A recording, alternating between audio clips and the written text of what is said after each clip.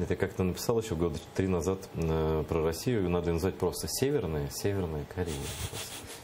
Но вот неужели ты думаешь, что сейчас трудно представить себе, что там действительно будет северокорейский вариант? Ну что такое северокорейский вариант? Это строем ходят, спят на полу, едят рис там, и один вождь по одному каналу и так далее.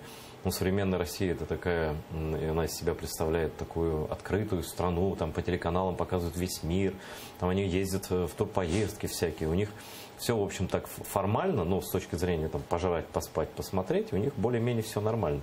Трудно себе представить, что это действительно дойдет до северокорейского варианта, или все-таки может? Нет, ну я думаю, что именно до северокорейского не дойдет, и до ГУЛАГа, наверное, не дойдет, потому что времена действительно меняются, но это будет какой-то... Ну, это будет какой-то гибрид между Северной Кореей, православным Талибаном, Ираном, Ираком, и вот какая-то такая мешанина. Но 5 лет назад было невозможно представить себе российские танки, которые утюжат украинские города. Сейчас мы живем в какой-то совершенно новой реальности. Да.